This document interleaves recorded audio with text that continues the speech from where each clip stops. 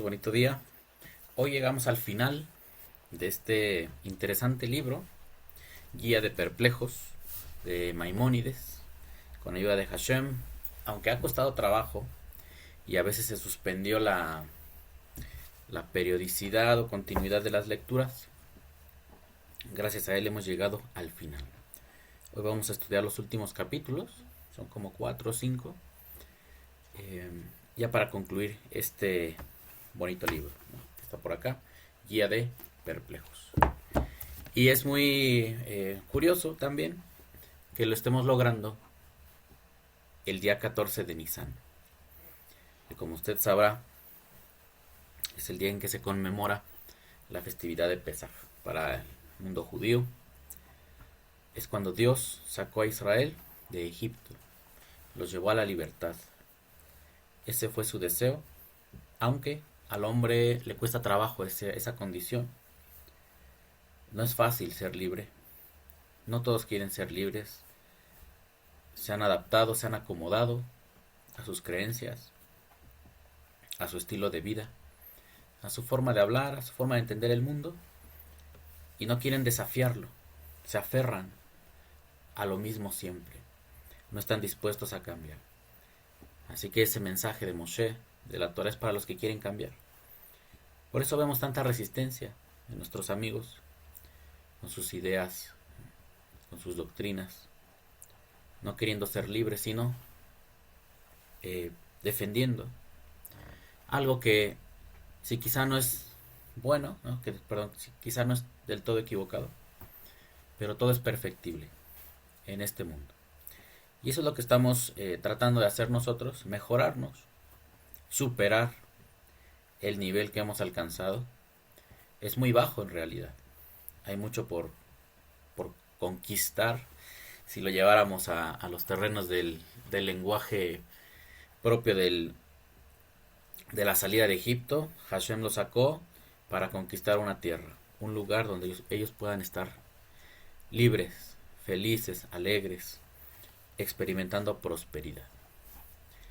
Así que hoy, si usted puede, tome la narración de la Pascua, Pesaj, Pascua como se le denomina en el mundo occidental. Nosotros lo estudiamos recientemente y hoy podemos hacer un recordatorio. No somos judíos, no hemos aprendido la tradición de cómo se celebra este día. No es necesario. Bueno, si usted quiere hacerlo y aprenderlo, claro que sí, adelante, con toda libertad lo podrá hacer. Pero nosotros nos mantenemos estudiando siempre la Torah y de hecho es quizá el episodio más representativo para muchos de nosotros. Como decía el otro día el maestro Rafael, fue un gran acierto que el canal de usted se llame Libres para Estudiar la Torah. Porque ese momento de decidir salir de Egipto es fundamental en la vida de cada persona. Y usted va a llegar ¿a dónde? Al monte Sinaí, donde Dios le va a dar mandamientos, que es, como hemos visto recientemente, un gran problema para la mayoría de nuestros amigos que también estudian la Biblia, que tienen un conflicto con los mandamientos. Estudiábamos recientemente el último día de Shabbat, que Dios da mandamientos al Adán, y no porque quiera instaurar una religión. Le dio la orden de poner nombre a los animales, esa no la consideramos. Y después le dio una prohibición, o sea, un mandamiento positivo que dé nombre a los animales, y uno negativo, no comas de este árbol. Que es algo que parece que por naturaleza el hombre no le agrada, seguir órdenes. Y luego ellos, en el ambiente que vivimos, de estudio bíblico, piensan que la ley de Dios ya se abolió y que surgió una nueva ley. Estuve estudiando algunos aspectos, ¿no?, de la vida, de cómo se desarrollaba esta dinámica de maestro-alumno en el primer siglo. Leyendo un poco de Talmud acerca de cómo es el trato entre los alumnos y el maestro. Y esa es lo que está de fondo en estos relatos. Un maestro dándole mandamientos a sus alumnos, pero no quitando la ley de Moisés. Eso sería una locura. Algo muy equivocado, y se entiende que la gente llegue a esas conclusiones porque no conocen el judaísmo. Y esa es nuestra labor, ¿no? Ese es nuestro deseo, hacer estas lecturas para aprender judaísmo, para aprender el enfoque antiguo y no terminar con ciertas conclusiones que nos van a extraviar, justo como lo dice el libro. Maimónides guía para los perplejos o los descarriados, la gente que se extravió en el camino porque no sabe estudiar adecuadamente. Así que mientras les voy ya compartiendo la pantalla que vamos a tener en esta mañana en este estudio. Estaba pensando dejarlo, bueno, ahorita sí, pantalla compartida de lado a lado, pero también hay un modo como donde me ven pequeñito en la parte de abajo y acompañar en toda la lectura, ahí de manera que no tape las letras. No lo había querido aplicar, obviamente si sabía que existía este modo, pero en esta última lectura lo voy a intentar, ¿no? Que se hace. Bueno, tenemos esta diapositiva que ha sido nuestra portada de inicio en esta tercera parte. Moreh Nevukhim, guía de perplejos, está dividida en 3 secciones. Y esta última tiene estos subtemas, o abarca estos subtemas: interpretación del Merkabah, lo que tenía que ver con la creación del mundo, los seres superiores, los ángeles, que son temas muy difíciles para nosotros que no somos profetas, que de algún modo leemos la Biblia y nos hacemos una idea, pero seguimos muy alejados, ¿no?, de comprender esas cosas. Luego la providencia divina, donde Maimónides nos hacía pensar o reflexionar que Dios sí interviene en la creación, y más directamente en la vida del hombre. Él hace una distinción y dice: con los animales, con lo demás de la naturaleza no se mete. Su atención está volcada hacia nosotros, los seres humanos. Es su forma de entenderlo. Estamos leyendo un libro y me gustaría decirles, ¿no?, que esta es una reflexión que hacemos varios, ¿no? Tal vez la escuchamos alguna vez de alguien, pero también nosotros llegamos a la misma conclusión: que antes de leer un libro somos una persona, y después que iniciamos una lectura y lo terminamos, nos transformamos en otra. Así que si usted ha seguido estas lecturas, o si usted las ha tenido por privado, que es la primera vez que llegue a escuchar este video, cuando antes de leer Moreh Nevukhim usted era una persona, un creyente, y cuando lo concluya va a ser alguien distinto, una persona distinta, transformada, y espero yo que para bien, porque también puede ser el caso contrario, ¿no? Una persona que no sepa encauzar el conocimiento y le haga daño. Bueno, la providencia divina, que es uno de los temas que derivan de la Biblia. Dios está inmerso en la vida del hombre. No es que Él se separa como se pensaba en la ideología griega, que, sobre todo la de Aristóteles, que Dios de algún modo creó el mundo con ciertos intermediarios, pero Él se mantiene distante, supuestamente en la idea de ellos, para no perder la perfección que tiene. Si Dios experimentara cambios en la filosofía griega, eso lo haría un ser imperfecto. Por tanto, Él debe permanecer lejos, sin que nadie lo afecte, para conservar su perfección. Y algo de eso viene un tema acá que vamos a ver hoy, de si una persona se debe retraer para aumentar en espiritualidad y quedarse ahí, o después integrarse al mundo. Lo hemos visto recientemente. Para con esa bondad y capacidades espirituales pueda afectar el mundo. Con eso que ya ganó espiritualmente. El bien y el mal. Aunque aquí no se profundizó tanto, pero se fue más por la idea de si Dios hace lo bueno o Dios hace lo malo. Y nos explicaba que Dios hace actos de justicia. El hombre es quien los define, quien los describe como malos. Pero no es en sí algo malo que Dios haga, sino que nosotros le obligamos a aplicar sus leyes de justicia. Porque alguien perverso no lo va a estar premiando y ni le va a sonreír la vida. En algún momento se tiene que estrellar con la realidad. Nosotros quisiéramos que sea rápido, ¿no? Pero eso también nos juega en contra.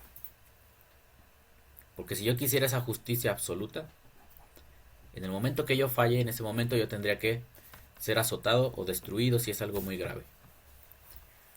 Y como ya analizaban los sabios, este mundo no podría subsistir con el rigor absoluto. Tiene que haber misericordia. Y es lo que vemos en el libro de Jeremías, Dios mandando a los profetas a que les adviertan que se arrepientan. Pero ese que se arrepientan dura décadas. Y son pecados graves, ¿no? Idolatría, magia, hechicería. Esta semana, si el Eterno nos concede en viernes, vamos a ver algo acerca de la ley de los esclavos. Que en un momento les dice Jeremías que ellos deben de aplicar esa ley porque no la están cumpliendo. Y uno de los reyes, creo que es Joacim, es el que decreta ese ayuno para supuestamente hacer pacto con Dios. Va a estar muy interesante esa parte.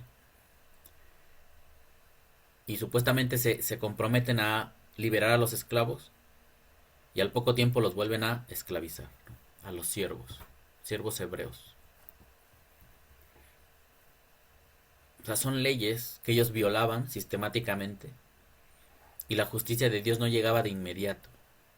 Pero cuando Él ya se cansó, decretó el mal sobre la gente. No porque Él quiera hacerles algo malo, o porque Dios sea autor de la maldad, sino porque es lo que merecen las acciones del hombre. Claro, desde nuestro punto de vista humano decimos que eso es malo, pero delante de Dios eso no es malo, es justicia. Eso es algo que, como creyentes, como estudiantes de la Torá, de vez en cuando hay que darle una revisada a esos conceptos para irlos afinando. Luego, la ley moral, que las leyes de la Torá, todas ellas estudiadas debidamente, le arrojan una instrucción moral al ser humano. Ese es su objetivo. Prepararnos, desarrollarnos como un ser moral. Un ser que sabe distinguir precisamente entre el bien y el mal. Y que actúa en consecuencia, apegándose al bien. Y luego el verdadero culto a Dios. ¿Cómo se adora a Dios? Según este libro de leyes y de preceptos que fue dado a los judíos.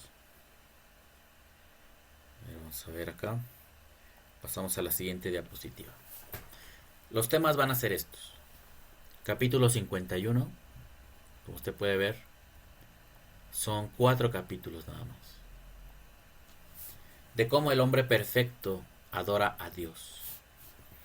Algo que a muchos, dependiendo de dónde vengan, siempre se ha estigmatizado esto del hombre perfecto.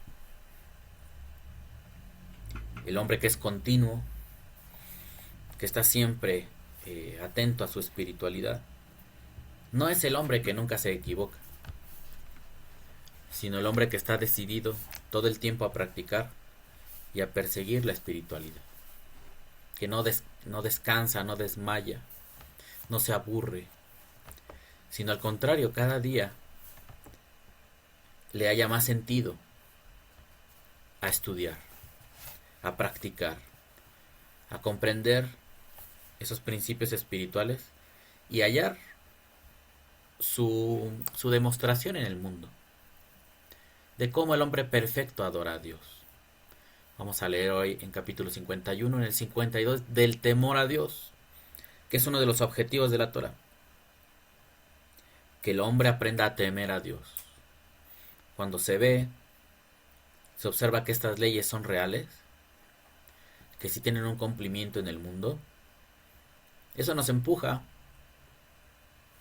o nos lleva, nos conduce a a que surja un temor respecto de Dios en nuestra vida, a tener un respeto hacia ese ser superior que ha creado este mundo y que nos está enseñando cómo vivir.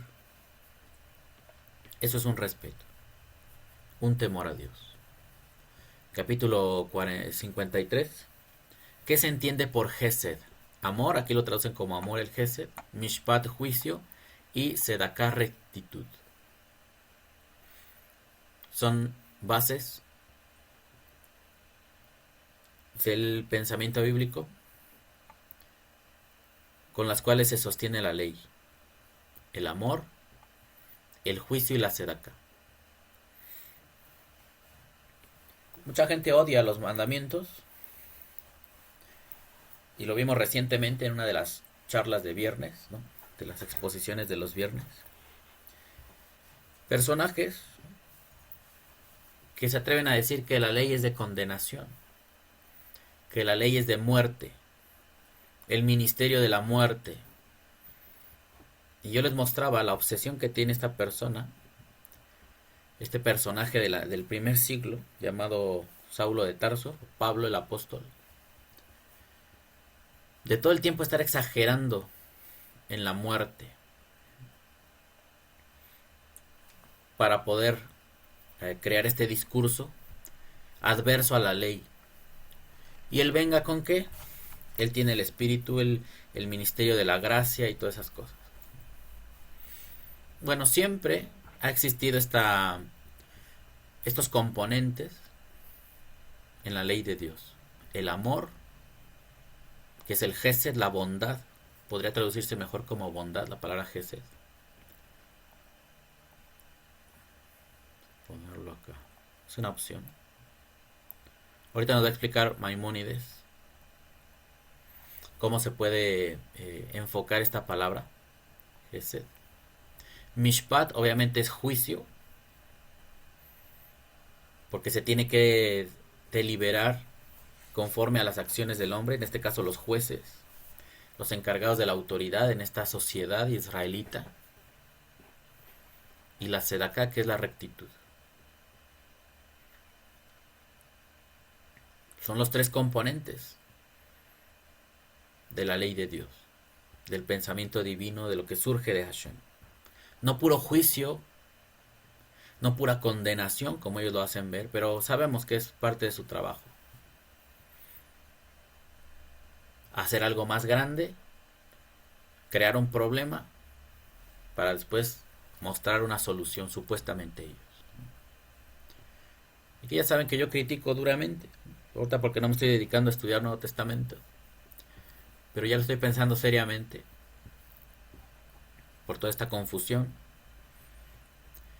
Y así como algunos pueden decir, ¿quién es Cristian para criticar al apóstol Pablo? Yo también puedo preguntar, ¿y quién es Pablo para decir esas barbaridades acerca de la ley de Dios? ¿Quién es ese hombre? ¿Quién se cree que es? Para hacer ese tipo de explicaciones que dejan en mal las leyes de Dios. Ya ni siquiera son las de Moisés, porque Moisés no sabía nada. Él era un humano como nosotros. Y si nos apegamos a lo que dice el libro, son leyes de Dios que Moshe explicó, que Moshe escribió en libros, que él copió. Hashem la escribió, dice ahí, con su dedo en una piedra. Moshe las enseñó y después las heredó, las pasó a los sabios de Israel y a Josué. Pero el origen no es Moisés, es Dios. Así que esos tres aspectos se van a manifestar. Y es importante que leamos, como nosotros lo estamos haciendo, a los profetas. para darnos cuenta que en Dios siempre hubo amor, siempre hubo misericordia. A pesar de las grandes faltas y ofensas que hacían ellos en el mismo templo, no los exterminaba de golpe. Pasaban décadas, siglos, soportando sus insolencias de los israelitas, hasta que Dios decía: ya, este es el límite, ya no les voy a tolerar más su insulto. Hubo mucha misericordia. ¿Cómo dicen que es el ministerio de muerte? Eso cabría si en automático, cuando una persona transgrediera una ley, ahí cayera muerto.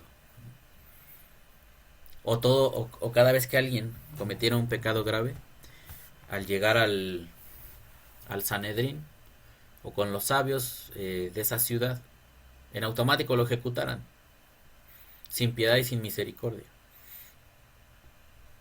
Y que se haya propagado tanto estas cosas es porque no se hacía así como la gente entiende. Pues qué mejor, amigos, mantenernos estudiando para no caer en estas confusiones que no nos han llevado a mucho. Y luego vamos a terminar con el capítulo 54, sobre la verdadera sabiduría y perfección.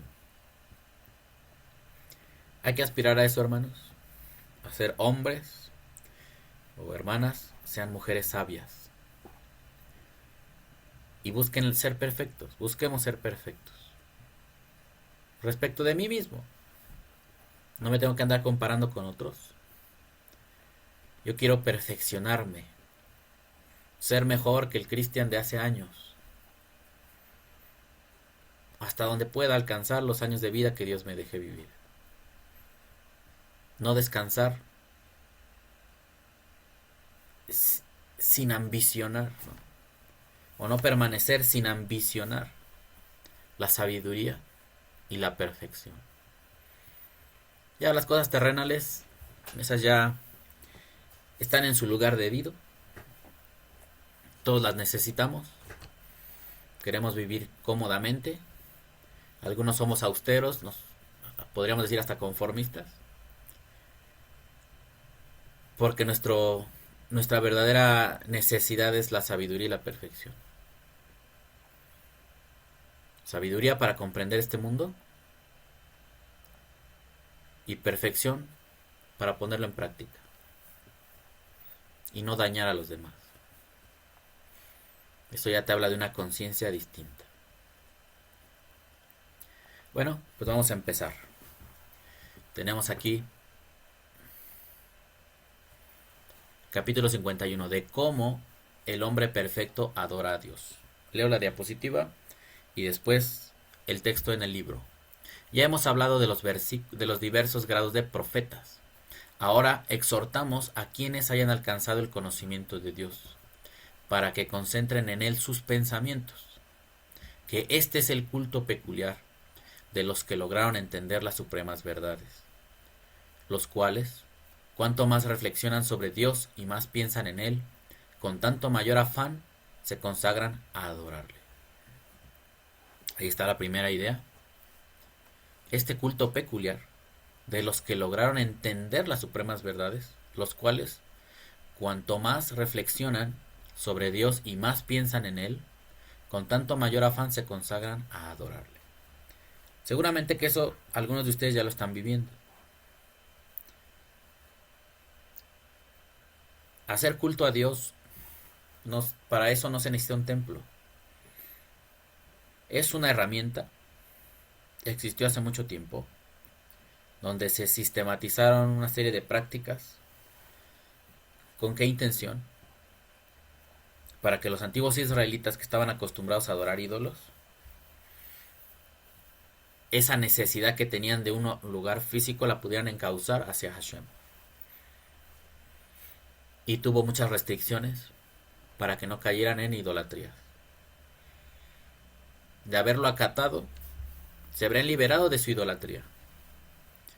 Pero ¿qué pasó? Acarrearon su idolatría al templo.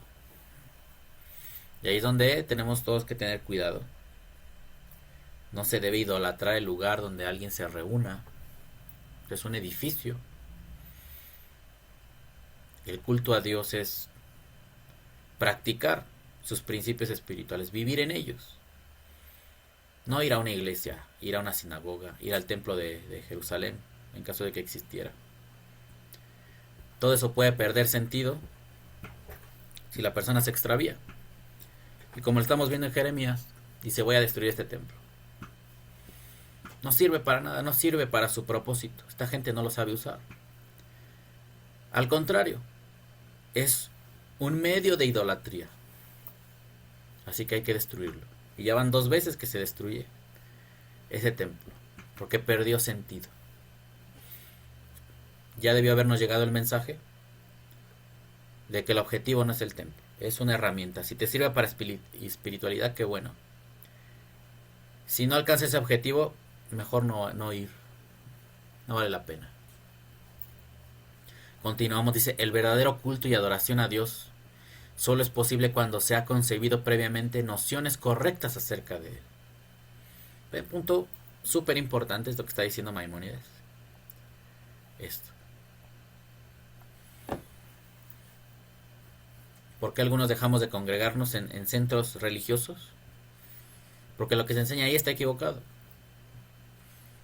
El verdadero culto y adoración a Dios solo es posible cuando se ha concebido previamente nociones correctas acerca de él. Y como las nociones, es bueno que diga nociones,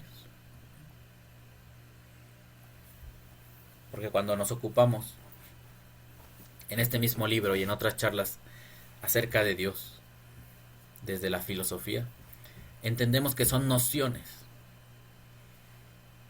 No tenemos un conocimiento tangible de Dios, como que lo hayamos tocado, que hayamos tenido una aparición de Hashem directamente y nos hayamos ido a platicar con él y a que nos haya instruido. No es ese tipo de conocimiento, sino que son nociones de lo que ha captado la humanidad a lo largo de las épocas, principalmente Moisés y los sabios de Israel. Lo comparamos, lo contrastamos con otras civilizaciones, con otros conceptos acerca de Dios, y son nociones. Pero esas nociones tienen que ser puestas a prueba. No nada más porque venga alguien y nos escriba un libro significa que en automático lo vamos a creer como revelación divina, como algo sagrado. Si funciona y es verificable, pues alcanza ese grado de verdad. Pero si es un libro que tiene muchas fallas, que refleja más las creencias de una persona, lo que él quiere que Dios sea, no tiene sentido. Por tanto, hay que buscar la manera de hallar corrección en esas nociones. Si uno enfoca o va labrando una vida espiritual en base a esas nociones correctas, eso es un culto a Dios, según Maimónides. Es el verdadero culto a Dios. Y no estar yendo a un lugar, ser parte de un colectivo, que todos van equivocados, que todos hacen lo que quieren y que no se ve el avance. El otro día lo decíamos. A nosotros nos pueden decir determinado grupo de creyentes que ellos están bajo el Espíritu, llenos del Espíritu,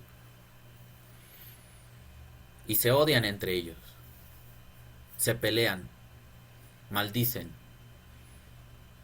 no tienen amor hacia el prójimo, son seres muy defectuosos y no están haciendo nada para mejorarlo. ¿Y yo para qué quiero ser parte de ese grupo? Nada más porque ellos dicen que son la verdad. Y todavía escuchaba algunos videos en la semana, bueno, a veces sale, ¿no?, en YouTube, ese tipo de videos donde insisten mucho los creyentes del cristianismo en decir que la iglesia es la columna y baluarte de la verdad. ¿Usted puede entender eso? Ya no se atreven a decir ni siquiera que es la Biblia, sino la iglesia misma. Y de ahí agarran para decir lo que la iglesia dictamine, eso es la verdad. Es sinónimo de la verdad. Y cuando tú volteas a ver a la iglesia, son gente defectuosa. Muchos de ellos ni estudian la Biblia, menos la van a practicar. Hablan mentiras, confunden textos, los adaptan a sus creencias, a sus expectativas, y nos vienen a decir que ese conjunto de personas llamado iglesia son la columna y baluarte de la verdad, como si ellos fueran la demostración de la verdad. Pues está bien, les podemos seguir el juego y analizar el colectivo, y te das cuenta que tiene mucha mentira, hay mucho fallo, muchas carencias en esa supuesta verdad.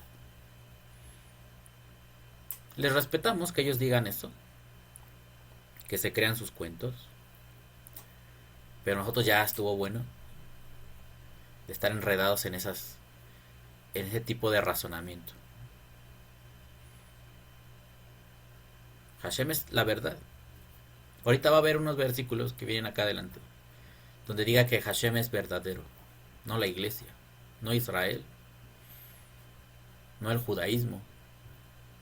Judaísmo es una herramienta, un conducto, una cultura de gente que vivió la palabra de Dios.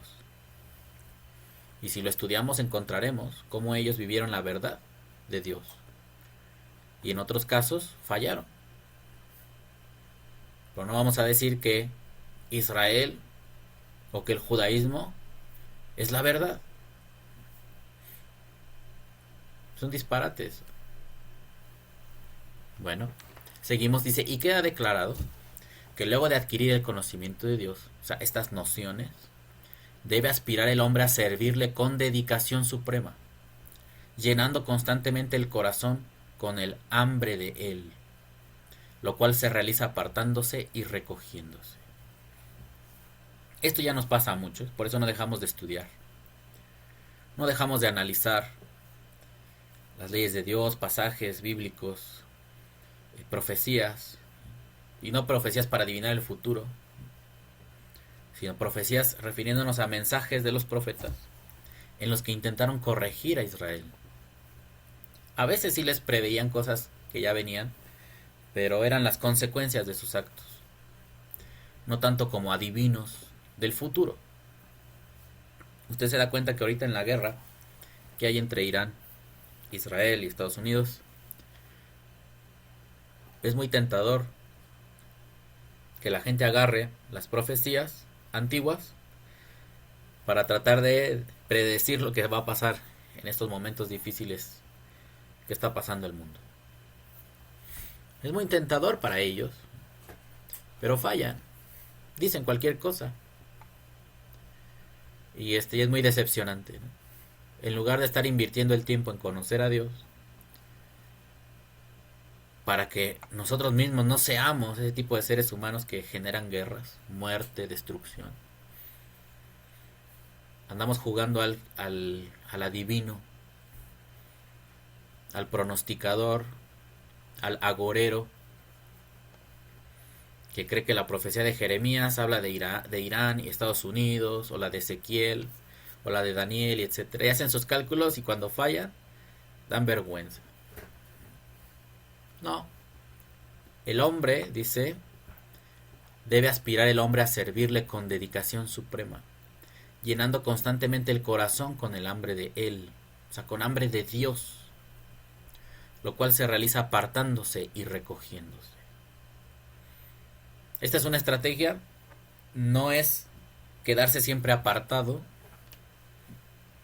porque ahí se perdería ese avance que otros podrían utilizar, sacar provecho de él si nos escondemos.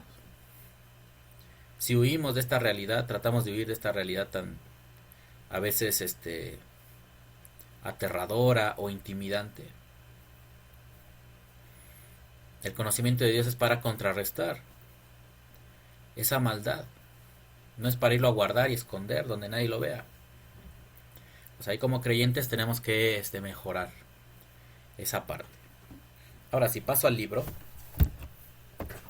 dice lo siguiente: no contiene este capítulo ningún asunto que no haya sido tratado en los precedentes. Esa manera de conclusión y explica, además, cómo adoran a Dios los que alcanzaron un conocimiento verdadero acerca de Él, y les servirá de guía para acercarse a ese culto, que es el supremo fin del hombre, y para mostrarles cómo Dios les protege en este mundo hasta que parten de él con rumbo hacia la vida eterna. Comenzamos el capítulo con una parábola. Hay un rey en un palacio y sus súbditos viven los unos en el país y los otros en el extranjero. Algunos de los que viven en el país están vueltos de espaldas al palacio real y miran en dirección contraria. Otros se muestran deseosos y celosos de entrar en el palacio, para inquirir en su templo y para ministrar ante el rey, pero todavía no han logrado ver ni siquiera la fachada. Algunos consiguieron acercarse y van errabundos en derredor, buscando la puerta de entrada. Otros han cruzado ya la cancela y discurren por las antecámaras. Otros, en fin, han logrado penetrar en lo más íntimo del palacio y se hallan con el rey en la misma cámara.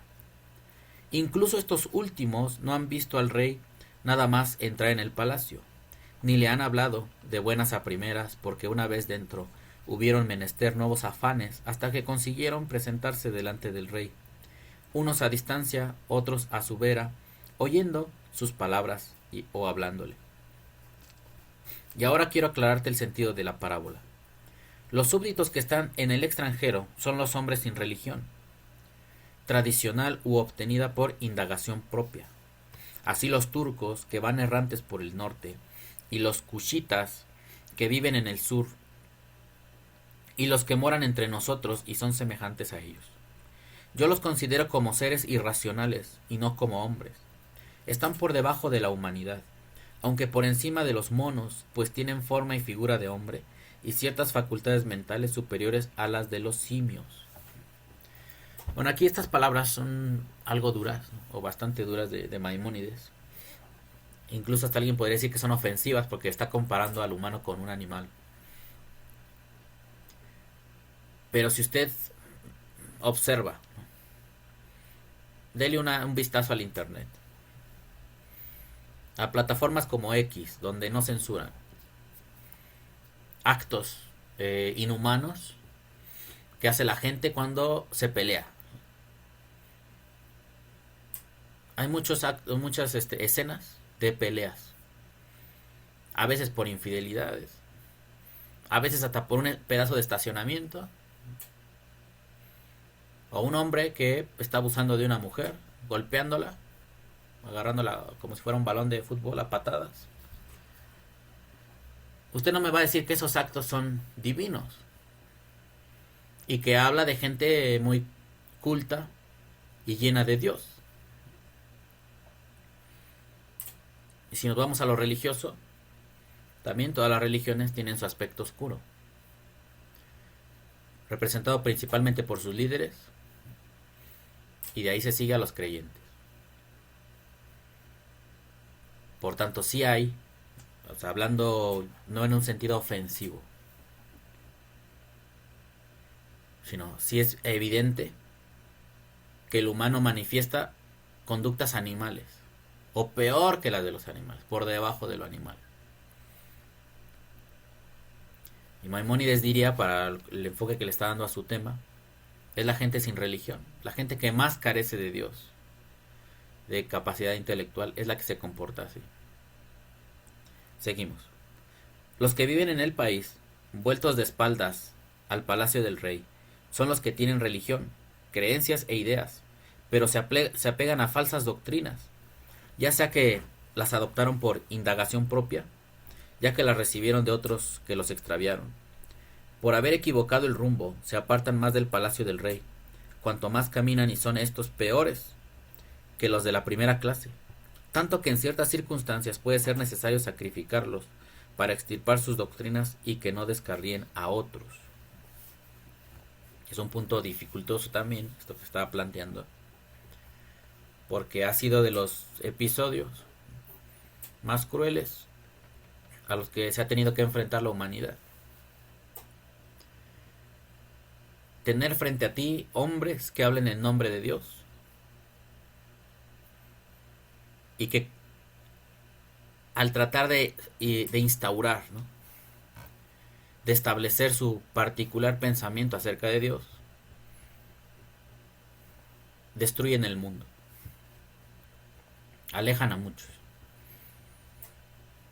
Y aquí dice Maimónides, bueno, pues los que se consideren que tienen el conocimiento correcto, se tienen que dedicar a eliminarlos a los otros, porque hay gran pérdida en su adoctrinamiento, en lo que hacen a nombre de Dios, destruyendo a la humanidad y descarriando a todos.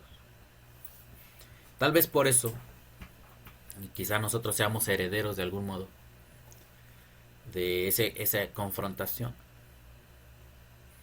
Y usted vaya a ver los canales, o sea, YouTube, las plataformas digitales, son como una vitrina donde podemos ver eso, la confrontación entre religiones y cómo se encienden los ánimos, cada quien tratando de defender su idea de Dios. Y yo diría, bueno, si tú me enseñas algo bueno, yo lo voy a aprender, pero viendo tu forma de proceder y la de tu religión en conjunto, pues no dan ganas de ser como tú. Y peor, que ya estuvimos ahí y vimos que el principal defecto es su doctrina. Su método de estudio es lo que los lleva al error. Se presume mucho en estos debates que tienen ellos una revelación y que tuvieron maestros que dieron continuidad a esas enseñanzas. Pero todo llegó a desviarse cada vez más. Así que no podemos confiar nuestra vida espiritual en esas personas. Por eso dice acá, tanto que en ciertas circunstancias puede ser necesario sacrificarlos para extirpar sus doctrinas y que no descarríen a otros. Bueno, el tiempo de Maimónides eran así. Hoy día no pensemos en eso. Aquí también hay que hacer la observación. Y como yo digo, siempre hay que criticar todo. No porque Maimónides haya sido un gran sabio. Y aunque esto, alguien puede decir es real, debería de hacerse, sería la solución. En nuestros tiempos podríamos optar por mejor estudiar y confrontar las ideas.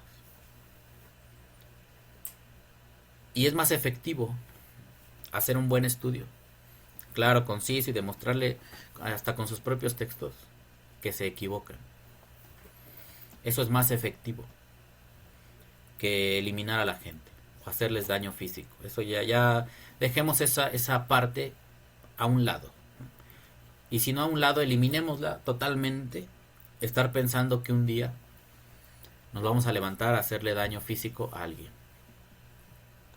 Estamos en la era de la información, en mejores condiciones que antes. Vamos a proponer una enseñanza mejor,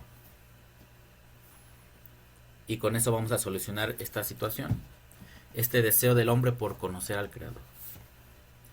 Seguimos y dice, los que anhelan llegarse al palacio y penetrar en él, aunque nunca lograron verlo, son la muchedumbre del pueblo religioso, que observa los mandamientos divinos pero es ignorante. Los que llegan al palacio pero vagan por los alrededores son los que de manera exclusiva se consagran al estudio de la ley práctica, los cuales creen tradicionalmente en principios de fe verdaderos y aprenden el culto ceremonial de Dios, pero no se adiestran en las disciplinas filosóficas ni se afanan por establecer la verdad de su fe de manera probada. Esto es importante. Aquí se alcanzan a notar niveles. El que ya es religioso, que tiene una práctica que le da buenos resultados, pero no sabe a ciencia cierta lo que está haciendo, ni indaga filosóficamente, como dice Maimónides, en los principios de la fe. El otro día lo decíamos, ¿no? En el Tania, porque una parte de Dios es Israel, y decíamos filosóficamente eso está mal, porque Dios no tiene partes. Pero desde el punto de vista cabalístico, viendo que todo emerge de Dios, se podría conceder cierta veracidad a esa proposición. Pero es un punto de vista cabalístico, no filosófico, lógico, así estricto. Porque entonces ahí muere el monoteísmo. y resultaría que nosotros somos una parte de Dios, dioses chiquitos, ¿no? Y eso complica hasta cierto punto la interpretación de toda la Biblia, creernos Dios. Así que, bueno, pero eso es lo que uno disfruta como estudiante, moverse entre esas ideas.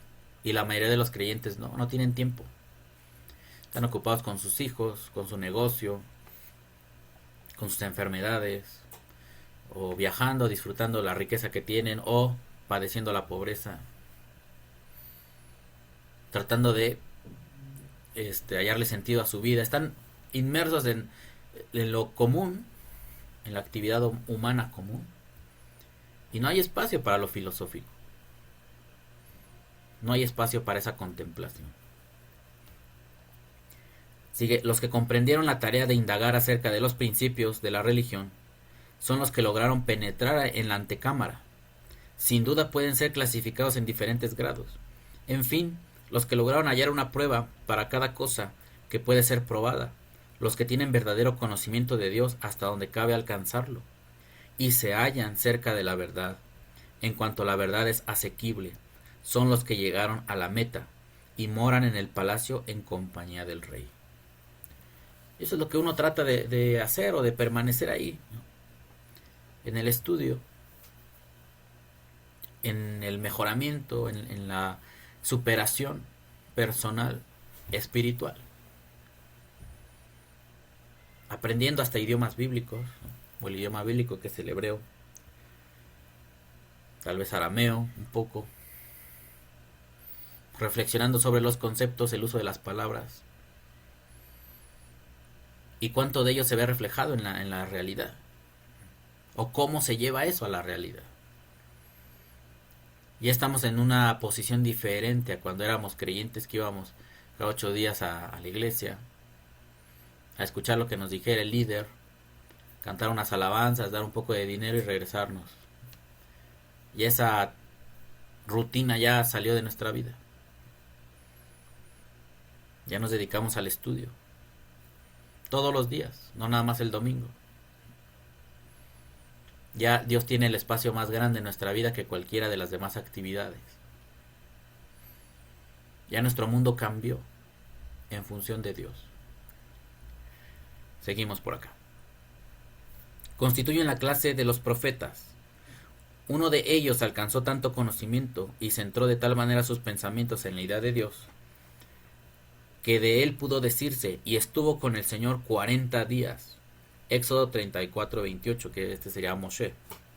Y durante esta sagrada comunión pudo preguntar a Dios y responderle y hablarle, y ver que le hablaba, gozando de la beatitud en tan alto grado que ni comió pan ni bebió agua. Y todas las groseras funciones corporales, singularmente las relacionadas con el sentido del tacto, permanecieron en suspenso. Bien, esto que acabamos de leer acerca de Moshe, de aquí se deduce la idea del mundo por venir, de la resurrección, donde el hombre, como vemos aquí, no se casa, dijeran los sabios, no hay matrimonios, no hay negocios, no hay comida ni bebida tampoco. Eso lo retoman los alumnos de Yeshua también. Yeshua lo dice, ¿no? Y ellos lo escriben en sus evangelios, que él dijo eso. Porque alguien que está en contacto con Dios, en un alto contacto, una comunión grande, no come, como le pasó a Moshe. No puede estar un tiempo sin comer, sin mantener relaciones con su esposa, sin hacer negocios, y ninguna cosa que sea de este mundo, porque su mente está ocupada en Dios. Y para lograr eso se requiere pues alto grado de santidad, de búsqueda de Dios. También Moshe ya era un hombre realizado, tenía más de 80 años.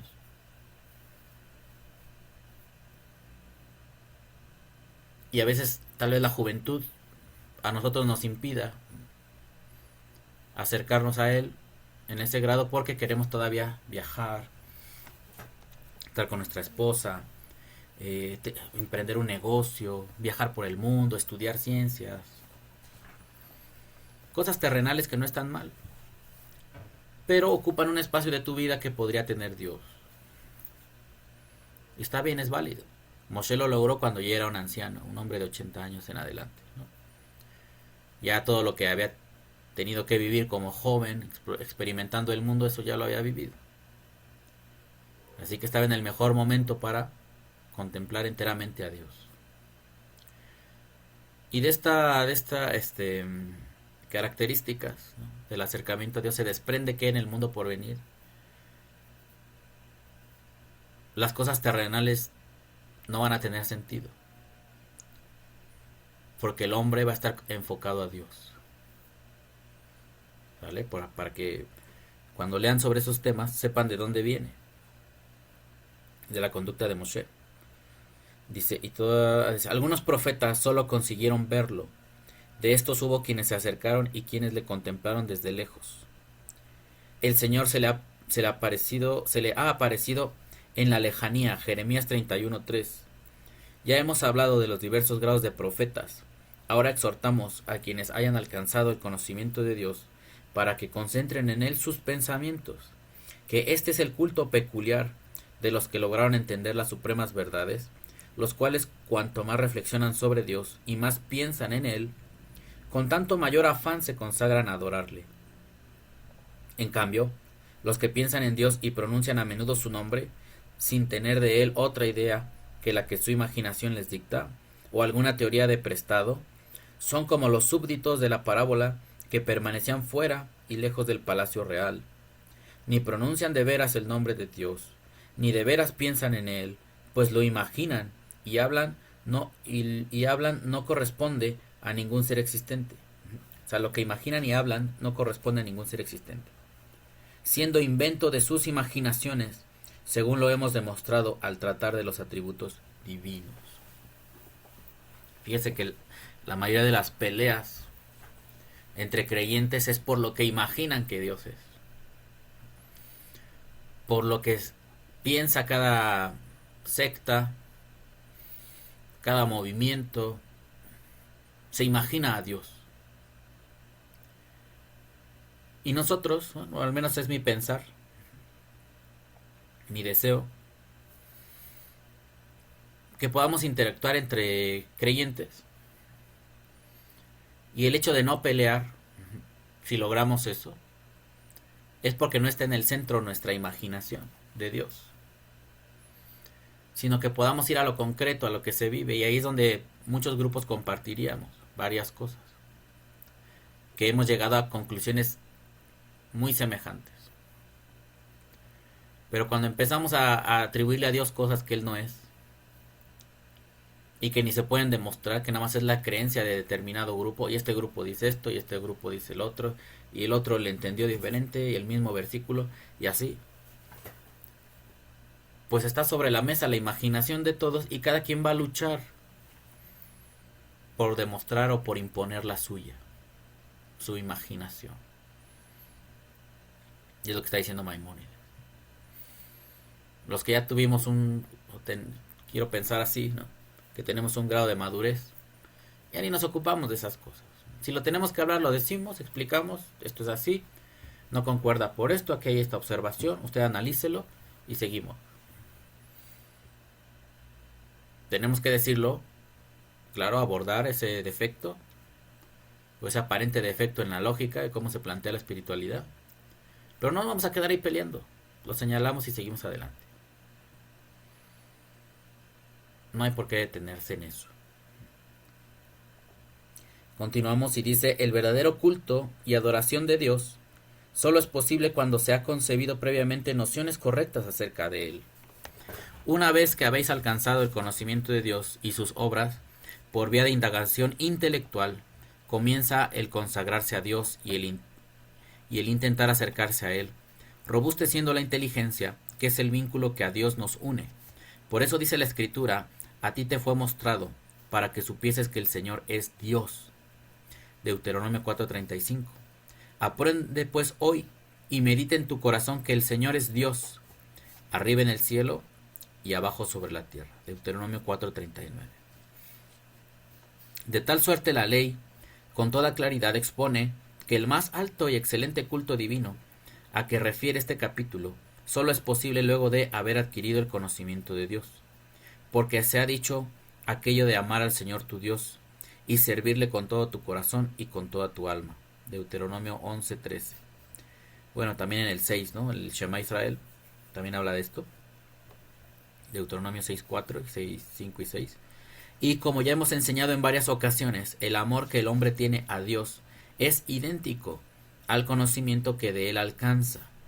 El servicio divino que en esas palabras se ordena ha de ir precedido del amor a Dios. Nuestros sabios han indicado que se trata de servirle en el corazón, lo cual yo entiendo de la siguiente manera. El hombre concentra sus pensamientos en la inteligencia primera y se absorbe en ellos hasta donde sea posible. Por eso David ordena a su hijo Salomón y le exhorta para que afanosamente adquiera estas dos cosas: el verdadero conocimiento de Dios y su servicio, una vez que haya logrado conocerle. Porque le dice: oh tú, Salomón, hijo mío, conoce al Dios de mi padre y sírvele con perfecto corazón. Porque si le buscas, le hallarás, pero si le abandonas, te abandonará para siempre. Primer libro de Crónicas 28:9.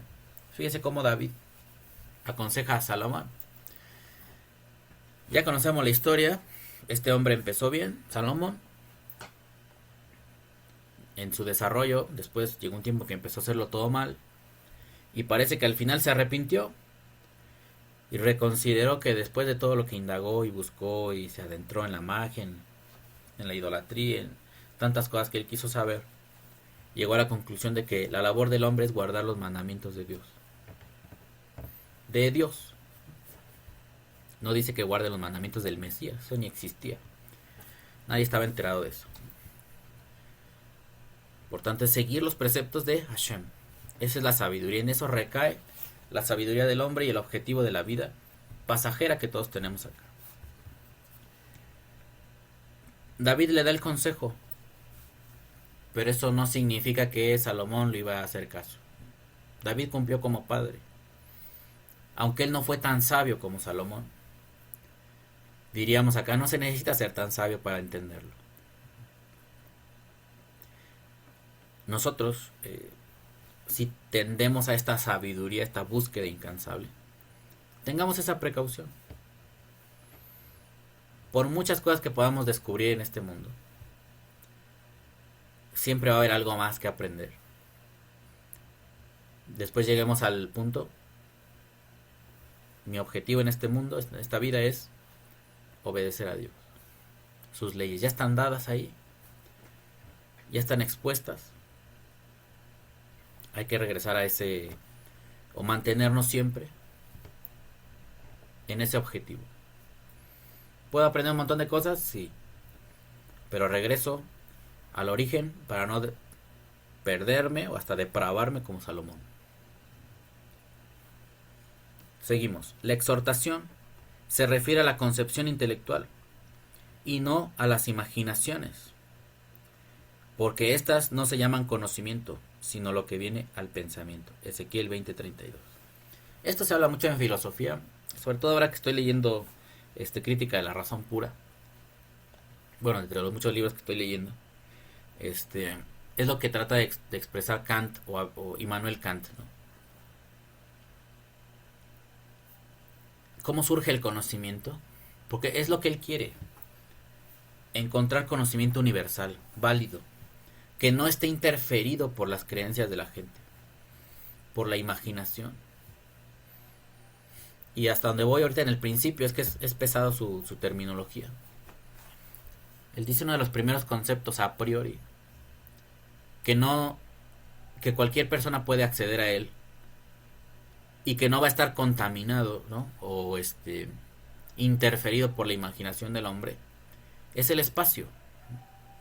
Todo ser, todo fenómeno que ocurre en nuestro mundo requiere el espacio. Requiere de un espacio para manifestarse. Y eso es algo evidente a cualquier ser pensante.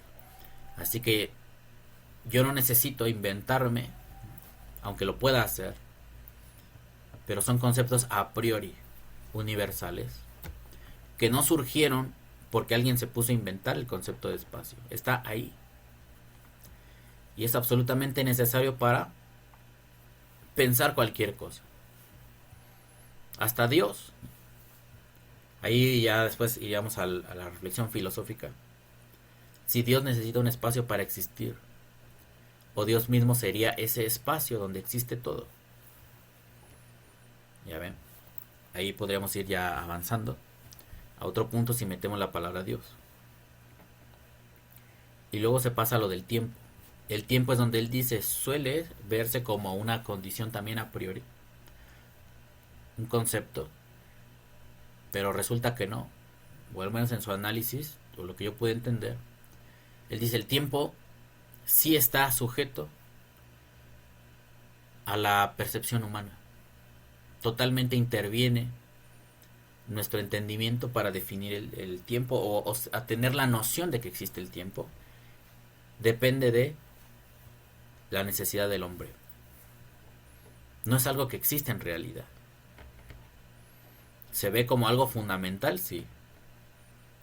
Pero es fundamental porque el humano lo necesita para entender la secuencia de los hechos que él experimenta.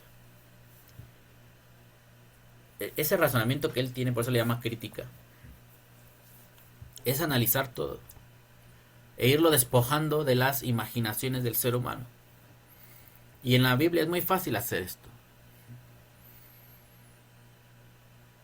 Identificar si los preceptos en verdad obedecen a leyes naturales cósmicas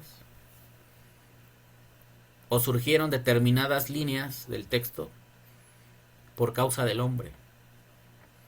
Porque el hombre insertó ahí sus necesidades. Y después dijo, Dios dictó esto. Esto es palabra de Dios. Está en verdad dictado por Dios, u obedece al entendimiento de la vida del hombre, y dijo, esto es palabra de Dios, pues porque a mí me conviene que sea palabra de Dios. Entonces es una labor más ardua que no todos están dispuestos a hacer, porque va la religión que uno pueda tener, el sistema religioso al que uno pueda más o menos ceñirse, se va a ver afectado.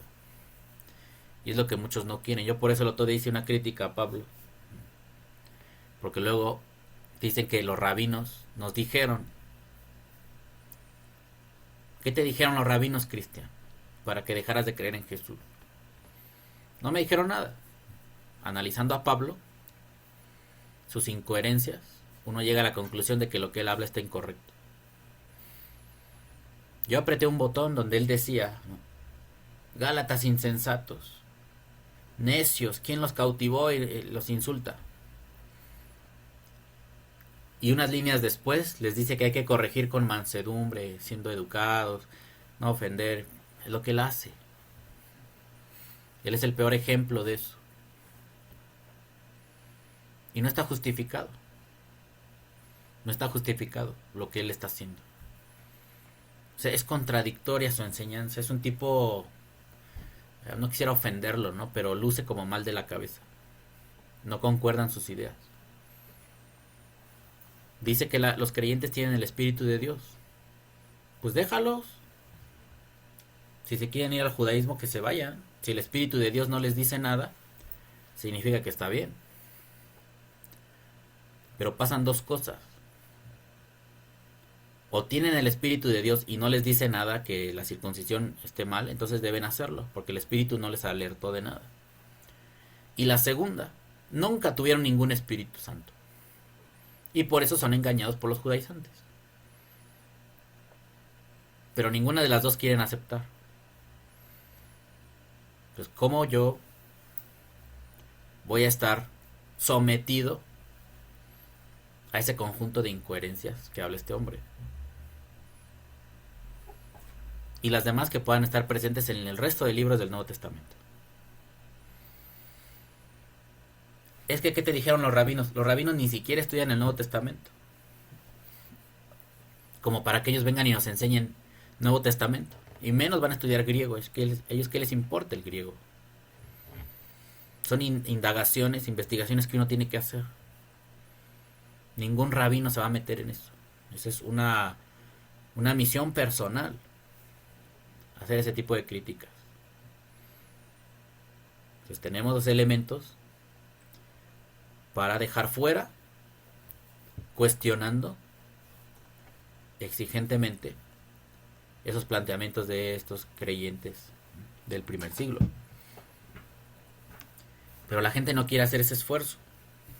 Están acomodados ahí en sus creencias. Pues que sigan en lo que quieran seguir. ¿A mí en qué me afecta?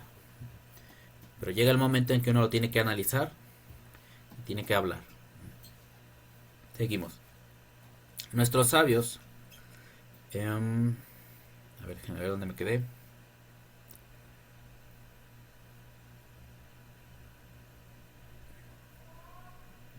Creo que me quedé aquí.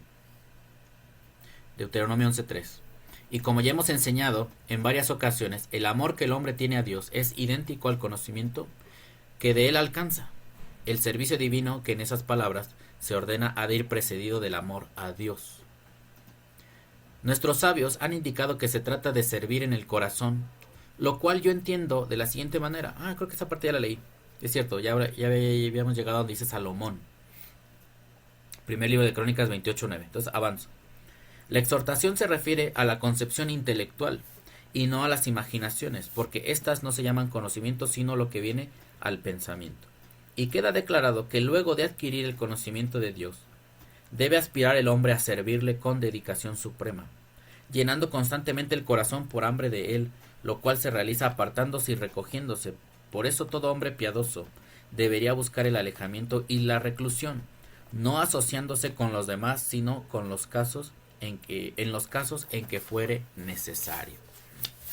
Bueno, ahí termina el capítulo.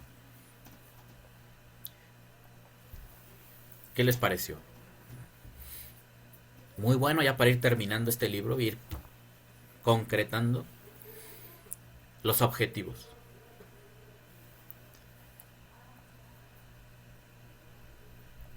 Necesitamos aspirar a la perfección en este camino de espiritualidad. No podemos conformarnos con cualquier cosa que se le ocurra a un teólogo y que nos diga de Dios, sea de donde sea, de judaísmo, del islam, del cristianismo, menos, ¿no? Que es el que más conocemos, menos de esos teólogos.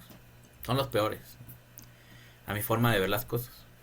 Son los que más inventan cosas, porque tienen su libro Nuevo Testamento, su conjunto de libros, y se les ocurrió la grandiosa idea de reinterpretar toda la Biblia en función de sus creencias cristianas. Eso, como dice Valentín, no tiene ningún tipo de sentido. Los libros del así llamado Antiguo Testamento tendrían que delimitar y poner límites a lo que se vaya a decir en la temática que ellos quieren tratar del Mesías. No al revés. Que lo que ellos digan ahora sirva para corregir o entender mejor el Antiguo Testamento.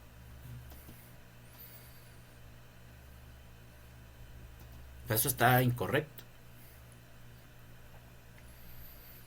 Pero así es el mundo. Así es la fe. Y eso no lo podemos cambiar. No lo podemos cambiar en la asociación religiosa o estructura que se tiene. Yo lo puedo cambiar en mi vida, eso sí lo puedo hacer. Y por eso estamos acá. Ahora pasamos a esta parte que dice del temor a Dios. Que dice... Déjenme ocultar aquí. Ahí está. Percibimos a Dios mediante aquella luz que Él hace descender hacia nosotros. Por lo cual el salmista dice, en tu luz veremos luz. Salmo 36:9. Así, Dios desciende a mirarnos por mediación de la misma luz. Y está siempre con nosotros, contemplándonos y vigilándonos a través de ella. ¿Puede alguien ocultarse en secretos lugares donde no lo vea? Este versículo, o esta frase, la vimos en Jeremías recientemente, 23-24. Donde los israelitas pensaban que Dios no se daba cuenta de lo que estaban haciendo. Y así le pasa a mucha gente. No hay ningún Dios, no existe Dios. Mira, yo puedo hacer maldad y media. Yo puedo hacer de mi vida un papalote. Y yo no veo que me esté pasando nada. Eso porque tus ojos no te lo permiten ver. Yo como toda clase de comidas, las que a mí me gustan y no me pasa nada. Bueno, ahorita instantáneamente no. Pero cuando seas mayor, te va a empezar a doler las piernas. Vas a empezar a tener mareos, dolor de cabeza. Vas a caer en un hospital, te van a hacer análisis, te van a salir todas las enfermedades que ya estuviste acarreando por tu mala alimentación. Tú quieres que todo sea instantáneo. Como que Dios no está observando y vigilando la conducta del hombre. Y así, en todos los ámbitos de la vida humana, las pequeñas cosas que hacemos, a veces unas se ven más porque son más graves, más evidentes. Tal vez esas te traen consecuencias más inmediatas. Pero hasta las cosas pequeñas un día se van a ir acumulando hasta que den a luz algo más grande. Para que lo veas, ¿no? Porque en ese momento decías que no estabas haciendo nada malo. Un día lo vas a ver. ¿Y para qué? ¿Y cómo lo vas a ver? Necesitas una luz. La luz de Dios. Cuando nosotros venimos al estudio de la Torah y analizamos los preceptos, es esa luz, para nosotros es esa luz que nos deja ver la gravedad de los actos que hacemos. O al menos en ese estudio estamos inmersos, es lo que estamos pretendiendo. ¿Qué sentido tiene cada ley, cada precepto que se encontró ahí, que se escribió ahí? ¿Por qué es tan malo, tan grave? ¿Qué consecuencias desata cada uno de esos actos que el hombre puede hacer y que no le da importancia? ¿Por qué es tan importante verlo todo? ¿Y cómo podemos ver en una habitación si no hay luz? Aquí es donde podríamos cuestionar o entrar en controversia con otros sistemas filosóficos. Hay filosofía que da por hecho que Dios existe. Y de algún modo ese concepto divino que ellos arman les da la guía para elaborar su filosofía. Pero hay otros que eliminan totalmente a Dios del quehacer filosófico, del pensamiento espiritual. Y piensan que ellos, su razonamiento humano es suficiente para descubrir y entender el mundo que nosotros no creamos. O sea, usted piensa en eso. Yo soy un ser finito, con inteligencia finita, que no cree el mundo, pero me siento en la capacidad de entender todo el mundo, de entender el mundo adecuadamente. Claro, tenemos facultades sobresalientes que nos obsequian, que nos permiten acceder a muchas nociones acerca del mundo. Pero necesitaríamos al Creador, ¿no? Para que Él nos dé más luz de cómo hizo su mundo y cuál es la mejor manera de vivir en él, cómo utilizarlo sin excedernos, porque el día de mañana esto nos da una recompensa, un pago, ya sea que hayamos utilizado bien este mundo o lo hayamos utilizado mal. Pero son dos lógicas diferentes. Se concibe un ser superior que creó el mundo. Por tanto, estamos atenidos a que Él nos muestre cómo utilizar, cómo vivir en este mundo, cómo apreciar nuestra propia vida. Y el otro modelo donde no hay ningún Dios, yo soy un ser suficiente, y lo que yo diga que es este mundo, va a ser. Yo tengo mi propia luz, y nosotros en la Torah dice, en tu luz veremos luz. Nos requerimos un acercamiento a Dios para que Él nos explique cómo se vive, qué es lo correcto. Yo no puedo establecer eso porque yo mismo no creé el mundo, yo soy parte de este mundo además. Entonces ahí están los dos puntos de vista. Así Dios desciende a mirarnos por mediación de la misma luz y está siempre con nosotros, contemplándonos y vigilándonos a través de ella. ¿Puede alguien ocultarse en secretos lugares donde no lo vea? Jeremías 23-24. Cuando el perfecto haya impreso bien esta idea en su alma, o sea, fíjense cómo él ya da por hecho que hay gente perfecta. O sea, Maimónides dice que hay ser humano perfecto. No en el sentido de que nunca se equivoca, porque es lo que la gente siempre entiende. No, el perfecto es el que se va superando día con día y que es constante en su quehacer espiritual. Cuando el perfecto haya impreso bien esta idea en su alma, se sentirá penetrado del temor de Dios, de humildad, de piedad, de verdadera y no simulada reverencia y respeto para con Dios. De tal manera que su conducta, aun cuando esté a solas con sus mujeres o en el baño, será tan casta como cuando en público trató con la gente. Vean, aquí se va a otros ambientes. Cuando esté a solas con sus mujeres, estaría dando a entender que hay poligamia. Nosotros no practicamos ese modelo, aunque la Torah lo permita. Ya lo hemos hablado en otras ocasiones. Se puede hacer, pero yendo más allá, ¿no? Analizando más la relación marital, ni es lo mejor para la mujer, ni es lo mejor para el hombre. Eso se puede perfeccionar. Y si tú vas a la perfección, lo mejor sería tener una sola esposa, como Adán. Dios creó una sola mujer para Adán, no le creó 5 o 6. Entonces partimos de ahí y decimos, lo mejor es una sola mujer. Los que se permitan más van a tener problemas y van a sufrir, aunque no les guste, aunque no quisieran, van a sufrir. Y dice estar a solas con las mujeres, bueno, teniendo la intimidad. Se puede ser perfecto allí, porque hay quienes en ese episodio de la vida, efímero, momentáneo, que bueno, dependiendo de cómo sea la fortaleza del hombre, puede durar, no sé, 20 minutos, media hora, 1 hora, 2 horas, tener intimidad con su esposa, hasta los que pueden durar 5 minutos y ya. Como sea, ese episodio de placer, ahí también se tendría que reflejar la perfección, ¿no? La humildad de la persona, fíjense, la humildad, la piedad y verdadera y no simulada reverencia y respeto para con Dios. Aquí, pues como no se trata del tema, no hay que entrar en detalles.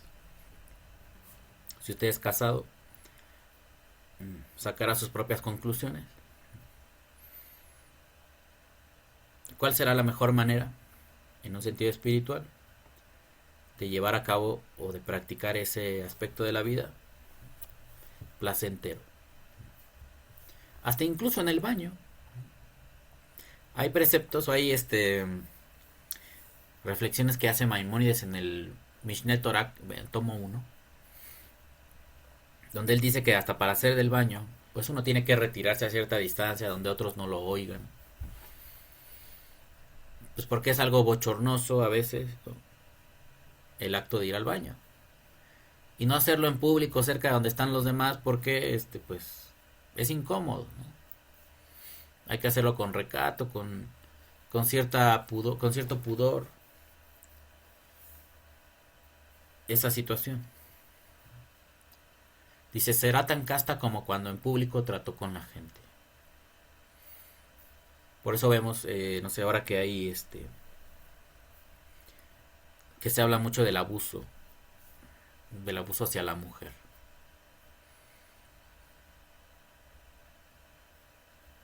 Si un hombre es grosero, pelado, decimos acá en México, insolente, obsceno, en su trato en público con las mujeres, ¿cómo será en lo privado?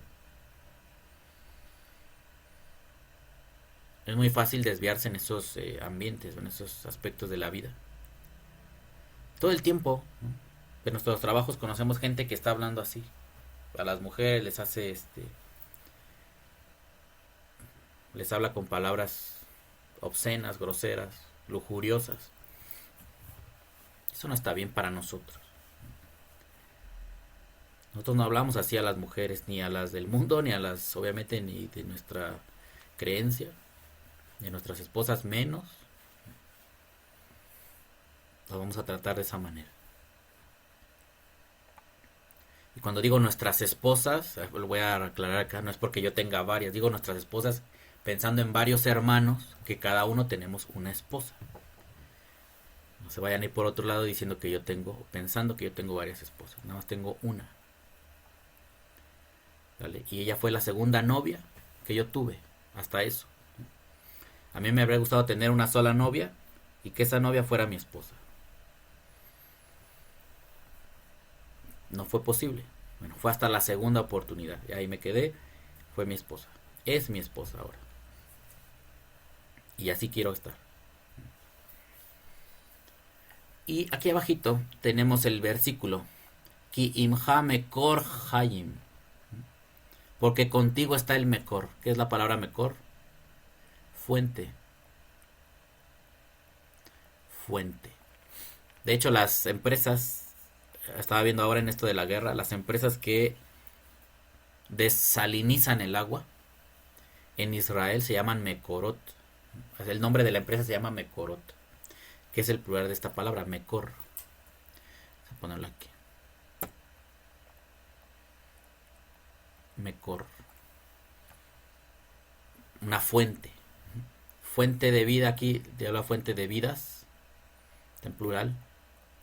Vidas. Mekor Hayim. Beorja, y en tu luz, Nir'e Or. En tu luz. Nir'e, veremos. Veremos una luz. Porque aquí no tiene artículo definido, entonces podríamos meterle una luz. Veremos luz o veremos una luz. Hashem es la fuente de la vida. No soy yo como para creerme el gran sabio. Entonces fíjense cómo había hasta filósofos, como se le acredita esto a Sócrates, ¿no? Yo solo sé que no sé nada. Gente humilde, que eran grandes sabios con grande capacidad intelectual para indagar. Y no andaban de fanfarrones, ¿no? Presumiendo que sabían mucho. O sea, hasta en otras civilizaciones hay esas características. Pero hoy día, con esta necesidad de ser reconocido, a cual más te anda presumiendo sus títulos, sus estudios, su prestigio, su estirpe y sarta de tonterías que hablan esos tipos, ¿no? Como que a Dios le va a impresionar sus diplomas. Pues está Hashem y llega un tipo con sus diplomas y Hashem, ¡ay! Déjenme tapo los ojos. Ya llegó este hombre con tanto reconocimiento en la tierra. Mis respetos. ¿Será que algo me pueda enseñar? Pues el Eterno, avergonzándose por tanto conocimiento que tienen los hombres y sus títulos que se dan en la tierra, ¿no? Como que algo le van a impresionar a él. Pero bueno, así es. Aquí la traducción de Nueva Versión Internacional dice: porque en ti está la fuente de vida, y en tu luz podemos ver la luz. Nir'e Or, y en tu luz veremos luz. Vamos a ver qué dice este capítulo. Es cortito. Dice lo siguiente: cuando estamos a solas, no nos sentamos, movemos y ocupamos de la misma manera que delante de un gran rey. En nuestra propia casa y en compañía de nuestros parientes abrimos la boca como nos place. No así cuando estamos en presencia de la asamblea del rey. Por tanto, si queremos alcanzar la perfección humana y ser verdaderamente hombres de Dios, menester será que despertemos de nuestro sueño y nos percatemos de que el gran rey está siempre por encima y junto a nosotros, mayor que cualquier rey de la tierra, que David y Salomón. Y ese rey, que se apega a nosotros y al mismo tiempo nos circunda, es la inteligencia, que influye en nosotros y forma el lazo de comunicación de los hombres con Dios. Percibimos a Dios mediante aquella luz que Él hace descender hacia nosotros, y por lo cual dice el salmista, en tu luz veremos luz. Bueno, aquí nada más nos pausamos tantito. Existe este debate, ¿no?, en la filosofía, si la idea de Dios es una intuición que tenemos nosotros, que tiene el hombre, el ser humano, o es algo enseñado que Él fabricó, alguien se le ocurrió alguna vez y le empezó a propagar, y en automático entonces dijeron, pues para todas esas cosas que no sabemos, pues vamos a inventarnos un Dios todopoderoso que explique todo lo que nuestra ignorancia no nos puede permitir. ¿Será eso? Aquí el enfoque es esa percepción, esa intuición acerca de Dios proviene de Hashem mismo, de la luz. Hablas esto en sentido espiritual. El otro día lo decíamos de pasada. El Eterno está hablando todo el tiempo. Y el hombre lo puede captar cuando tiene ciertas condiciones de intelecto y de santidad. Si nuestra vida es grosera, obscena, que no le damos importancia, no captamos nada divino. Pero si nuestra vida se va refinando, se generan las condiciones para acceder a esa idea de Dios. Por eso dice acá, en tu luz veremos luz, o veremos una luz. Seguimos. Así Dios desciende a mirarnos por mediación de la misma luz, y está siempre con nosotros, contemplándonos y vigilándonos a través de ella. ¿Puede alguien ocultarse en secretos lugares donde no lo vea? Jeremías 23:24. Cuando el perfecto haya impreso bien esta idea en su alma, se sentirá penetrado del temor de Dios, de humildad, de piedad, de verdadera y no simulada reverencia y respeto para con Dios. De tal manera que su conducta, aun cuando esté a solas con sus mujeres o en el baño, será tan casta como cuando en público trató con la gente. Así se cuenta de nuestros ínclitos sabios, que eran castos, incluso cuando tenían trato sexual con sus mujeres. Dicen ellos también, ¿quién es casto? El que se conduce en la oscuridad de la noche igual que a la luz del día. Estamos siempre delante de Dios y vamos y venimos en presencia de su gloria.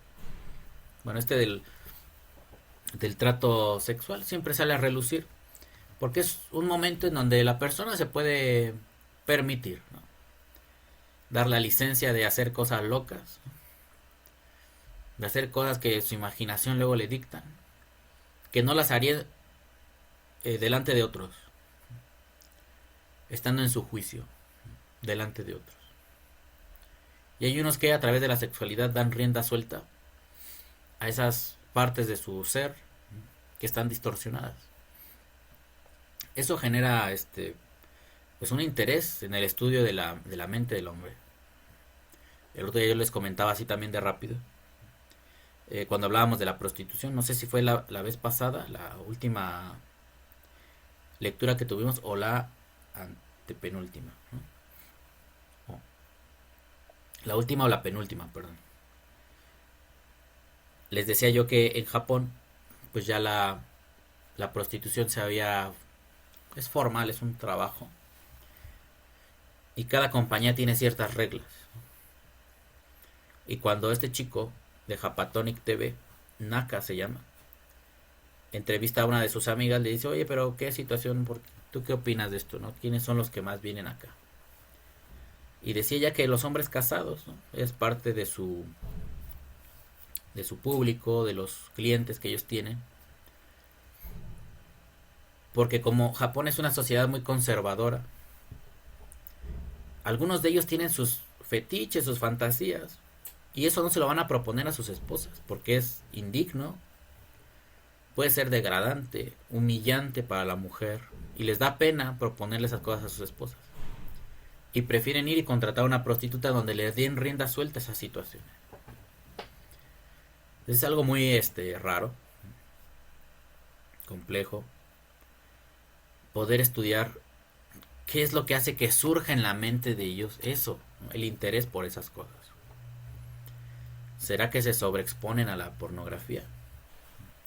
A películas, no sé, cine o anime que ellos vean allá en su país, que sea de tipo obsceno, que les da curiosidad de intentar cosas y luego les da pena decirlo con su pareja y prefieren ir con una segunda pareja o contratar ahí una momentánea para poder dar cauce a eso. Entonces, entendiendo esa situación, ¿no? Que es parte de la vida de algunos hombres y mujeres también, uno se pone a pensar, ¿será ese mi camino de la Torah? Así también yo debiera experimentar cosas obscenas para saber qué significa eso. Y nada más es como ejercicio, ¿no?, de razonamiento. Yo no tengo ganas de hacer cosas raras ahí, obscenas. Pero ¿por qué caer? O sea, más bien la pregunta es, ¿qué es lo que hace que el hombre le interese hacer cosas obscenas? Y no tienen paz hasta que lo practican. Es que vida tan complicada. Prefiero mejor este camino, que no nos lleva a eso, que nos protege de que nuestra mente se ensucie y se distorsione. Seguimos. Dice, lo que aquí te comunico es la finalidad de todos los actos religiosos, pues hubo algunos hombres piadosos que alcanzaron la perfección humana por haber ejecutado continua y constantemente todos los detalles y prácticas prescritas en la ley. Las verdades que la ley enseña, el conocimiento de la existencia y unidad de Dios, despiertan en nosotros el amor de Dios.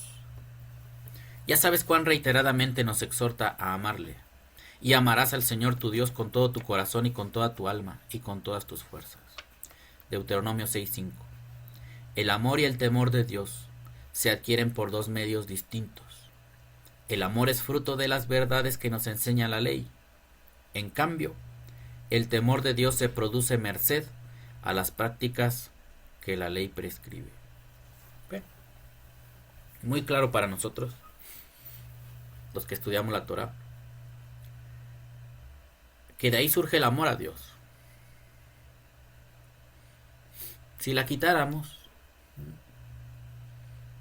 habría que inventar otra cosa para generar ese amor.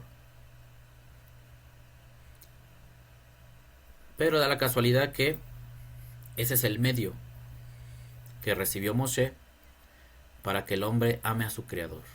El hombre que estudie estos principios va a tener razones suficientes para amar a Dios, porque en ella encontramos rectitud, bondad, misericordia, aunque sabemos que hay juicio duro y severo contra algunos actos. Dios tiene mucha misericordia con los hombres. Israel es una prueba de eso. Los ha soportado, los ha tolerado todas sus insolencias y no los ha desintegrado de esta creación, sino ahí están. El pueblo judío, que es practicante de la ley, luchando hasta nuestros días por entenderla, por enseñarla, por escribir libros donde nos amplíen mucho más de lo que podemos ver en la lectura simple. Los maestros que aman a Dios viven para practicar la ley y enseñarla a otros. Bien, aquí terminamos este tema. Pasamos a este otro, que nos dice qué se entiende por Gesed, amor, Mishpat, juicio, y Sedaká, rectitud.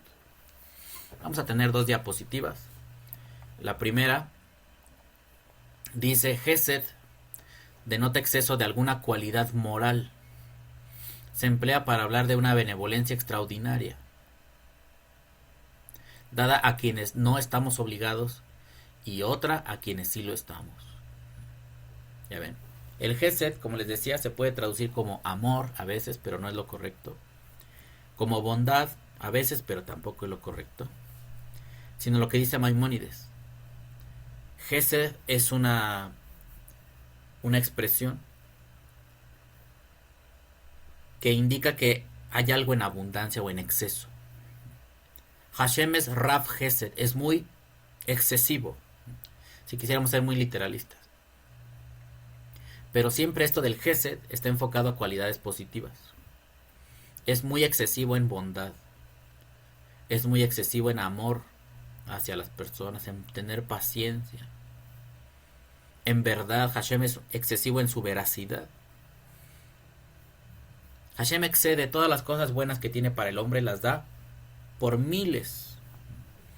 Hasta el precepto lo dice, que Hashem castiga la maldad de los padres, la iniquidad de los padres sobre los hijos, y hemos estudiado bastante sobre eso.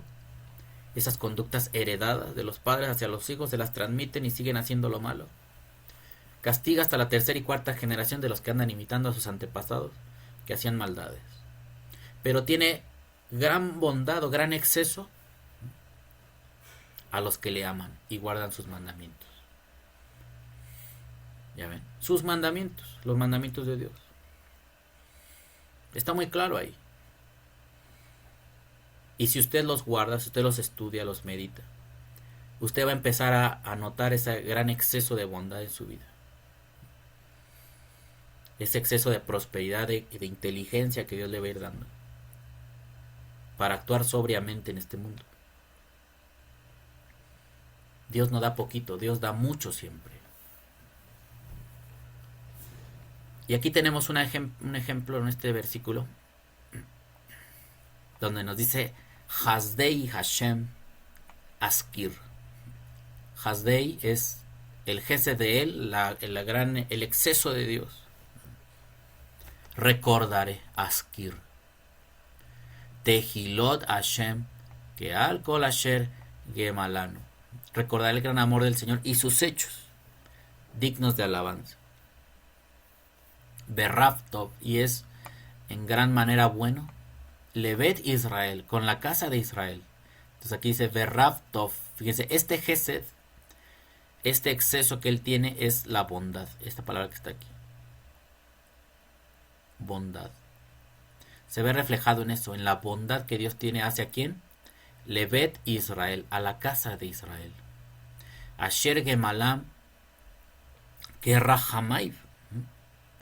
Con gran, aquí la palabra regem, que significa vientre o entrañas, en este sentido moral, significaría misericordia. Misericordia. Ujrov Hasadaiv. Compasión, acá lo traducen como compasión, esto que yo puse misericordia, es como quise como compasión y gran amor. Ujrob, y como la multitud o la gran cantidad de Hasadaiv, de su exceso. Digo, si nos atenemos, nos ceñimos a esta definición que da Maimónides. Todo esto Dios lo hace en exceso. Exceso, acá está. Gesed. Es algo que es excesivo en lo positivo. Dios se pone espléndido en premiar a la gente.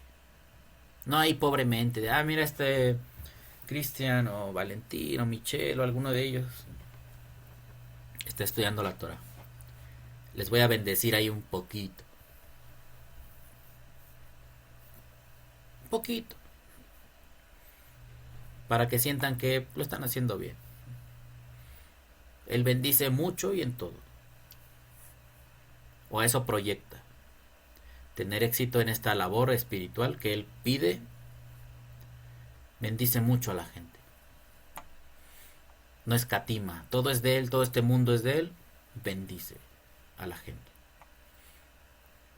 Lo podemos ver tal vez reflejado en Salomón, cuando él pidió sabiduría. Dice, yo te añado todavía todo esto más que ni pediste. Y así es Dios. Un montón de cosas que ni pedimos, él nos da. Ni la estamos buscando, ni la estamos pidiendo, y él no lo quiere dar. El término sedaká significa rectitud. Es la acción de dar a cada uno lo que es debido. La justicia. En la escritura se entiende como el cumplimiento de los deberes morales. Deberes morales que nos impone la conciencia respecto de nuestros semejantes. Fue cambiando el concepto. Sí es algo recto, es algo que le toca a cada quien, ser justo. Cuando nuestros papás luego no son justos, les decimos, es que tú no eres justo, papá. A mi hermano le das más que a mí. O a él hace cosas malas y no lo regañas. Y yo hago tantito, algo me equivoco y ya me estás insultando, ya me estás diciendo que soy un tonto, que no sirvo para nada. Y mi hermano hace tanta tontería. Y ay, véngase mi niño chiquito, ¿quién lo quiere? Y ahí está el papá siendo injusto, la mamá siendo injustos. Bueno, Hashem es justo y le da a cada uno lo que se merece, a su debido tiempo. No es como yo quiera, es cuando él o las leyes de este mundo se acomoden, ¿no?, para que cada quien reciba su merecido.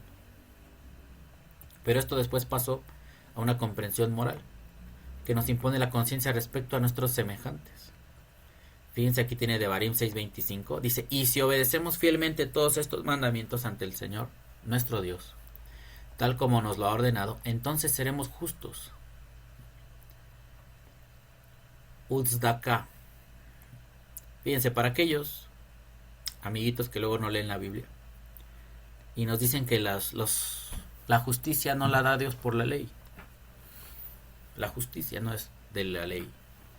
Ahí hay pura maldad, pura condenación, pura mortandad, pura destrucción. Uzdaka tihielanu. La justicia, Uzdaka, que es la palabra que estamos estudiando, y la sedaka, tihielanu, será para nosotros. Kinishmor, cuando guardemos para hacer la azot. Et kol ha mitzvah, toda esta mitzvah.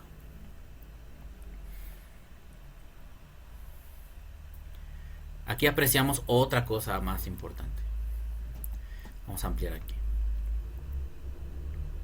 Este versículo, para que lo busquen, Devarim 6:25, Deuteronomio 6:25, porque luego están ahí neceando a la gente, que no es cierto, ustedes son fariseos, ustedes idolatran a Moisés. No, no idolatramos a Moisés. Moisés fue un humano pecador, como cualquiera o muchos de nosotros, pero amó a Dios y Dios le concedió ese honor de traer la Torah, de enseñarla, de ser un ejemplo para Israel.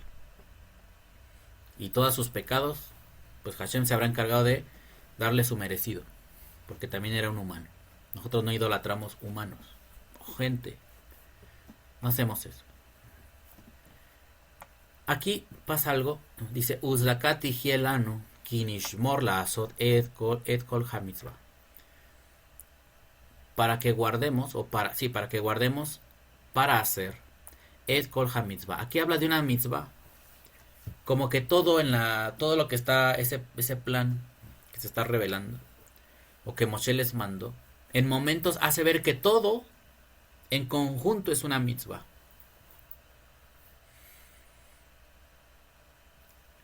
Ha mitzvah hasot livne Hashem Eloheinu kaasher tzivanu, así como nos ordenó. Usted ve que en el primer siglo, un poquito antes, le llegaban a preguntar a los rabinos, ¿no?, que cuál era el precepto más importante de la Torah. Y algunos de ellos trataban de resumir y decir que el amor a Dios es todo lo que comprende la Biblia. Es la base, el fundamento, es la mitzvah suprema, amar a Dios. Otros opinarían que el amor a Dios, o no el amor a Dios, que la mitzvah principal es amar al prójimo. Y si usted logra entender eso, todo lo demás de la ley se da por sí mismo. Lo va a conseguir fácilmente si logra comprender y aplicar el amor al prójimo, o poner como base eso, ese objetivo. Bueno, aquí yo identificaría como una especie de un indicio a eso, englobar todo lo que contiene esta legislación en una mitzvah, que sería la obediencia, porque dice kinishmor la asot, que guardemos. Déjeme apuntarlo acá, que guardemos, nishmor, guardemos Es decir, estudiar, meditar en ello para hacer. Para hacer. Et kol ha-mitzvah. Toda esta mitzvah. No dice kol ha-mitzvot. Todos estos mandamientos. Sino lo dice en singular. Porque todas las leyes que Dios ha dado son para guardarlas y hacerlas. O sea que todas tienen un común denominador. Guardar y hacer. Y esto se sabe perfectamente en el judaísmo y se deduce de este versículo. No hay un misterio. No hay que ser un especialista en hebreo, en lenguas semíticas antiguas, desconocidas en tablillas sumerias, para entenderlo. Pero ya sabemos que hay sistemas religiosos que van en contra de esto. Pues se van a tener que estrellar con Moshe, para su desgracia. Y no lo van a poder cambiar. Si obedecemos fielmente todos estos mandamientos ante el Señor nuestro Dios, tal como nos lo ha ordenado, entonces seremos justos. Dice, Utzakat hielanu, justicia. Justicia. Tijielanu, será para nosotros. Entonces, fíjense aquí cuando dice, entonces seremos justos. Y acá se atreven a decir que la Torah no justifica. ¿Ya ven? No sabemos leer. No sabemos entender. Tengo una doctrina, una teología que me estorba ahí, no la quiero sacar porque me aferro a lo que no tiene sentido. Siento que me va a pasar algo, al contrario, vas a mejorar tu forma de entender el mundo y a Dios. Pero les da miedo. Está bien, hay que respetarlo, tienen miedo. Quédense ahí. No se muevan. No se muevan, no vaya a ser que se muevan un dedo y pierdan su salvación. Que Dios se vaya a enojar. Una de las cosas que me surgió en la semana. Estaba escuchando gente que estaba, dice y dice, que no se debe guardar el Shabbat, que los gentiles no deben. Y si tú lo hicieras, ¿qué te va a pasar? Es que eso es un mandamiento de los judíos, sí. Un montón de mandamientos son de los judíos. Y los hacemos. Y si agregas el del Shabbat, ¿qué te va a pasar? ¿Se va a enojar Dios? Imagínate.